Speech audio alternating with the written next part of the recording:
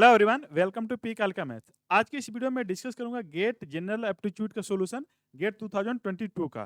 तो आज की वीडियो में question number 4 and question number 5 का डिस्कशन करेंगे। क्वेश्चन नंबर 4 कुछ स्टेटमेंट बेस्ड है कि जिसमें दो स्टेटमेंट दिया गया है और उसके बेस पे आपको आंसर बताना है। एंड क्वेश्चन 5 में आपको दो डायग्राम दिया गया है और इस पे बेस्ड एक क्वेश्चन है। तो इसका बताना है कि इसमें क्या इसका आंसर होगा। तो कैसे हम प्रोसीड करेंगे, वन बाई वन करते हैं। ठीक है। तो क्वेश्चन में आपको दो स्टेटमेंट दिया गया है। स्टेटमेंट, इन दोनों स्टेटमेंट के बेस पे चार कंक्लूजन दिया गया है और इन चारों कंक्लूजन के बेस पे आपको बताना है कि इनमें से कौन सा ऑप्शन ट्रू होगा। राइट। अब इनमें से कौन सा चार कंक्लूजन में से आपको सही और गलत लगता है उसके बेस पे चार ऑप्शन में से छांटना है। तो चलिए इसको करते हैं कि कैसे इस टाइप के क्वेश्चन को हम लोग एग्जाम में क्विकली करेंगे। ठीक है। इस टाइप के क्वेश्चन को आप कोशिश करिए वेन डायग्राम से बनाने के लिए। तो इनको हम वेन डायग्राम से बनाने की कोशिश करते हैं। इसमें बोला है सम बॉटल्स आर कप्स, मतलब हमने एक क्या किया, बॉटल्स का कलेक्शन ले लिया। अब इसमें कह रहा है कि सम बॉटल्स आर कप्स। ये मान लीजिए कि हमारा बॉटल्स का कलेक्शन है। अब सम बॉटल्स आर कप्स, तो हमने यहाँ से आपको समझ में आ रहा है कि सम लिखा है मतलब कुछ ना कुछ इंटरसेक्शन में आएगा। ठीक है। तो ये हमने इंटरसेक्शन में ले लिया और ये हमारा हो गया कप्स का कलेक्शन। तो इसका मतलब होगा कि सम बॉटल्स आर कप्स मतलब इनके दोनों के इंटरसेक्शन में कुछ ना कुछ आएगा। अब नेक्स्ट कह रहा है कि ऑल कप्स आर नाइफ्स। तो एक ऐसा सबसेट लीजिए, सुपरसेट लीजिए इस कप्स का जो इस कप्स को कंटेन करता हो और साथ में कुछ एक्स्ट्रा भी रखता हो। राइट। जैसे मैंने ए ले लिया कलेक्शन। ठीक है। तो ये हमारा कलेक्शन हो गया नाइफ्स का। अब इनके बेस पे देखिए कि इन चारों कंक्लूजन में से कौन सा सही लग रहा है। ठीक है। Some bottles are cups. ठीक है। हमने जो वेन डायग्राम बनाया सेटिस्फाई कर रहा है कि some bottles are cups. Okay. Intersectional portion some bottle वो हैं जो कप्स भी हैं। और इसमें हमने जो बनाया ऑल कप्स आर नाइफ्स। तो देखिए जो कप्स का कलेक्शन है वो नाइफ्स का सबसेट बन गया। तो अधिक से अधिक इस नाइफ्स को हम लोग रिस्ट्रिक्ट करके इसके बाउंड्री पर ला सकते हैं, लेकिन ऐसा भी पॉसिबिलिटी है कि इससे बाहर भी हो सके। तो हमें एक ऐसा स्ट्रक्चर बनाना है जो इसके अंदर कप्स का कलेक्शन कलेक्टेड हो। ओके। अब हम आते हैं ऑप्शन पे। तो पहला कंक्लूजन कह रहा है some bottles are knives. Right. Some bottles are knives. देखिए नाइफ्स क्या है, नाइफ्स उनका कलेक्शन है जिसके अंदर सारे कप्स आ रहे हैं और हमारे पास पहले में दिया गया कि सम बॉटल्स आर कप्स। ठीक है। तो इसका मतलब ये वाला पोर्शन जो है ये नाइफ्स में भी आ गया। इसका मतलब सम बॉटल्स आर नाइफ्स। तो ये स्टेटमेंट आपका मतलब एक कंक्लूजन सही हो गया। बोला सम नाइफ्स आर कप्स। ओके। तो नाइफ्स क्या है, सारे कप्स का कलेक्शन है। इसका मतलब सम नाइफ्स आर कप्स भी आपका ट्रू हो जाएगा। अगर इसमें देता कि सम नाइफ्स आर नॉट कप्स, तो उसके लिए आपको इसमें पॉसिबिलिटी देखना होता है कि होगा कि नहीं होगा। नेक्स्ट देखिए all cups are bottles. Okay. All cups are bottles नहीं, हमारे पास ऐसी पॉसिबिलिटी जैसे हमने इंटरसेक्शन में ऐसा लिया है कि जो इसमें भी है और कुछ पोर्शन जैसे ए वाला पोर्शन देखिए। राइट। तो इस पोर्शन में क्या है, आपके पास कुछ ऐसे कप्स हैं जो बॉटल्स नहीं है, ए वाला रीजन। ठीक है। तो ये आपका कह रहा है कि ऑल कप्स आर बॉटल्स, बस हमारे पास ऐसे रीजन है जो बॉटल्स नहीं है। इसका मतलब ये आपका गलत हो जाएगा। चौथा कह रहा है कि ऑल नाइफ्स आर कप्स। तो हमारे पास देखिए हमने एक ऐसा सबसेट लिया, मे भी ये पॉसिबल हो सकता है। अगर ऐसा कंसीडर किया जाए तो ऐसा हो सकता है कि all cups are bottle, but ये सर्टेन नहीं है। मतलब ऐसा भी हो सकता है कि इसको हम सुपर सेट लें तो बाहर वाला कुछ रीजन ये बच जाएगा। तो ऑल नाइफ्स आर कप्स ये भी गलत हो गया। राइट। क्यों गलत हो गया कि ठीक है, एक पॉसिबिलिटी है, पॉसिबल हो सकता है, बट ऑलवेज नहीं, मतलब ये सर्टेन नहीं है कि ऐसा होगा ही होगा। ठीक है। तो इस दोनों में एक पॉसिबिलिटी है कि ऐसा हो सकता है। ऑल कप्स आर बॉटल्स मतलब ऐसा हो सकता है कि जब इस दोनों का हम ओवरलैप करा दें तब एक ऑल कप्स आर बॉटल्स, लेकिन ये पार्टिकुलर केस है। मे भी हो सकता है, मे भी नहीं भी हो सकता है, लेकिन इस दोनों में फिक्स है कि होगा ही होगा। तो हमें बताना है जो सर्टेन हो, 100% ट्रू हो। तो इससे हमें पता चला कि कंक्लूजन 1 एंड कंक्लूजन 2 ये दोनों ट्रू है। तो अब देखिए कि इन दोनों के बेस पे कौन सा ऑप्शन में कंक्लूजन 1 एंड 2 का रहा।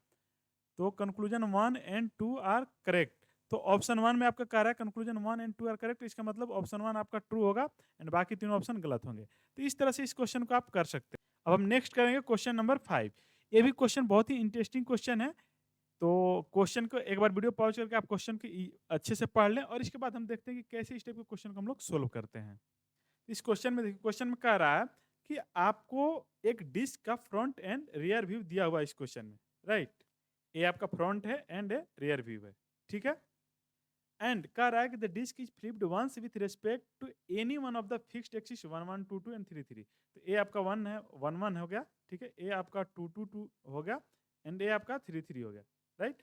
तो ये बोल रहा है कि जो कि इन तीनों एक्सिस में से कोई भी एक रैंडमली फिक्स किया जा रहा है और उसके अराउंड इसको फ्लिप किया जा रहा। ठीक है। ए आपको दिया गया है। तो बोल रहा है कि what is the probability that the disc does not retain the same front and rear view after flipping operations. Right. मतलब अगर इनमें से किसी भी एक्स को मान लीजिए कि मैंने इसको फिक्स किया, इसको फिक्स किया, तो उसके अराउंड इसको फ्लिप किया जाए तो same front and rear view retain नहीं करेगा। ठीक है, तो इस टाइप के क्वेश्चन को कैसे करते हैं चलिए देखिए। यहाँ पे एक क्लियर है कि हमें एक डिस्क का फ्रंट एंड रियर व्यू दिया हुआ है एंड इसमें लाइन ऑफ सिमेट्री की बात करें तो जैसे देखिए अगर 1 के अराउंड हम फ्लिप करें तो ये फिगर सेम रह जाएगा, राइट। आपका 2 वाला यहाँ पे 3 आ जाएगा और यहाँ पे 2 आ जाएगा। ठीक है, उसी तरह यहाँ भी आपका 3 हो जाएगा, यहाँ भी 2 हो जाएगा। तो ये देखिए ये इसके साथ एग्जैक्टली मैच करेगा। अच्छा, अगर आप 2 के अराउंड फ्लिप करते हैं तो ये वाला देखिए, ये वाला ब्लैंक इम्पटी पोर्शन इस साइड आ जाएगा, लेकिन यहाँ पे देखिए यहाँ पे तो फील्ड है तो इसके साथ तो मैच ही नहीं किया। उसी तरह अगर आप इसके अराउंड फ्लिप करते हैं तो ये वाला पोर्शन आपका यहाँ पे आ जाएगा, तो जो कि यहाँ पे देखिए इम्पटी है और ये फील्ड है, तो ये फिर से मैच नहीं करेगा। तो हमारे पास 3 लाइन ऑफ सिमेट्री दिया गया है, राइट। एक ए एंड एक ए, तो 3 लाइन ऑफ सिमेट्री दिया गया है, जिनमें से अगर हम 1 के अराउंड फ्लिप कर रहे हैं तो कोई चेंजेस नहीं आ रहा, बट अगर 2 या 3 के अराउंड हम फ्लिप कर रहे हैं तो फिगर चेंज हो जा रहा है, राइट। तो अब यहीं से आपको सोचना होगा कि यहाँ से आपको कंक्लूजन पता चल गया, बस आपको आपको आंसर पे पहुंचना है। तो मैं आपको बता देता हूँ कि कैसे आपको करना होगा।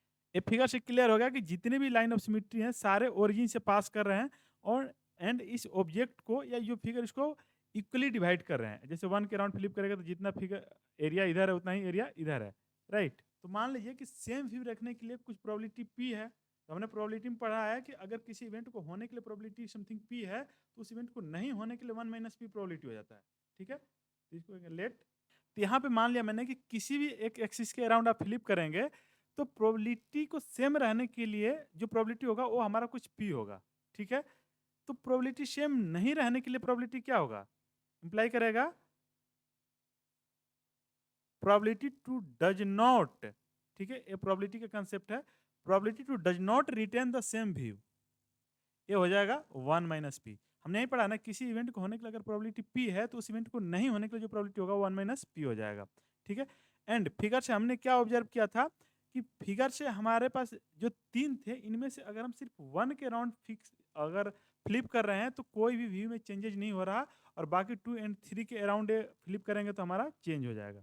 ठीक है, तो इसका मतलब हुआ कि हमारे पास सेम रखने वाला कौन है, अगर हम फ्लिपिंग के बाद अगर सेम रह जा रहा तो वो 1 1 एक्सिस है, एंड और बाकी 2 एक्सिस 2 2 2 वाला लें या 3 3 वाला लें, तो इन दोनों लाइन के अराउंड अगर हम फ्लिप करते हैं तो वो व्यू सेम नहीं रह रहा था। हमारे पास सेम रहने वाले में एक हो गया और सेम नहीं रहने वाले में 2 एक्सिस हो गया, राइट।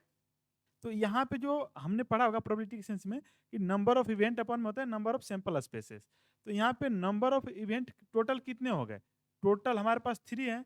एंड अगर हम पी की बात करें कि पी हमारा क्या था, यहाँ पे देखिए probability to retain the same view, तो ऐसे कितने हैं, तो ऐसे हमारे पास सिर्फ एक ही है ना। ठीक है, तो इसमें हो जाएगा 1/3, that is number of event 1, जिस इवेंट की बात करें मतलब probability to retain the same view, तो हमारे पास सिर्फ एक ही एक्सिस है 1 1 जो सेम व्यू रखेगा। एंड टोटल कितने एलिमेंट है 3, मतलब नंबर ऑफ सैंपल स्पेस कितना है आपका, नंबर ऑफ सैंपल स्पेस मतलब टोटल कितने इसमें इवेंट्स हैं, तो टोटल 3 है, तो ये हो जाएगा नंबर ऑफ सैंपल स्पेस, और ये हो गया आपका 1/3। तो probability to not retain does not retain the same front and rear view, right. तो ये हो जाएगा 1 minus P that is 1 minus 1/3 that is हो जाएगा 2/3। तो आपका करेक्ट आंसर हो जाएगा 2/3। तो इसमें देखिए आपके क्वेश्चन में 2/3 को दिया हुआ है, तो आपका ऑप्शन सी करेक्ट आंसर हो जाएगा, राइट। तो इस टाइप के क्वेश्चन में कुछ नहीं करना होता है, आपको बस थोड़ा सा इसमें सोचना है क्रिटिकली कि किस टाइप से क्वेश्चन कर रहा है, उसके अकॉर्डिंग फॉर्मुलेट करना है। तो बहुत ही इजी क्वेश्चन है और आई होप आपको ये इजीली समझ में आ गया होगा। और इन दोनों क्वेश्चंस का मैंने सॉल्यूशन यहाँ पे किया हुआ है, जो इनके पास जनरल एप्टीट्यूड का सॉल्यूशन होगा उसमें देख सकते हैं। जितना मैंने एक्सप्लेन किया वो सारा यहाँ पे लिखा हुआ है, राइट। क्वेश्चन 4 का एंड क्वेश्चन 5 का भी, तो जो नोट करना चाहें वीडियो पॉज करके इसको नोट कर सकते हैं।